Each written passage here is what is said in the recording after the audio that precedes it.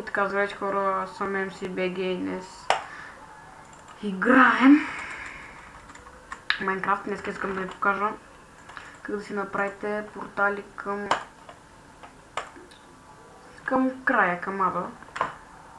И нека започваме, тъй като аз направих първата грешка, не трябва да я правя втори път.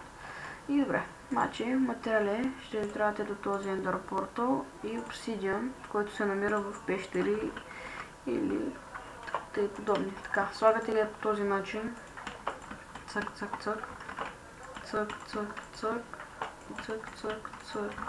След като сте ги сложили, чупите блоковете отдолу. Трябва да са с два, за да стане работата. Ето така. И ето така. И след като вече сте таковали, взимате от ендерперлите, които са тук, се падат.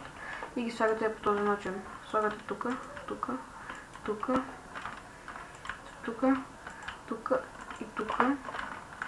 После тук, тук, тук, тук. Махни се, бе, да тия слаймбала ми пречат.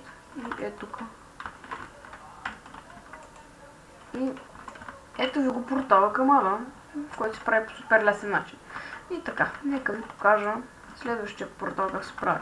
Следващия портал се прави още по-елементарно, след като вижте, така беше. С две купчета, с... Чакай, че ми сби мишката. Нали си спомня, защото...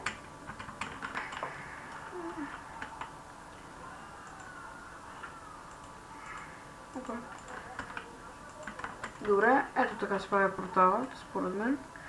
И сега ви трябва запалка, която не знам къде ще я открия.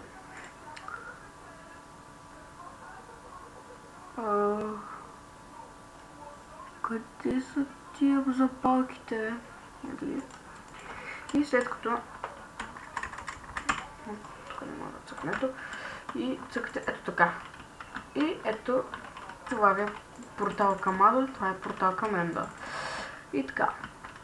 Друго, което е трудно да направите и се чудите как да го направите. Какво да ви покажа друго? Ето това е за този епизод. Това как се прави портал към края и към ада. Да, всеки знае. Да, надявам се да съм ви помогнал.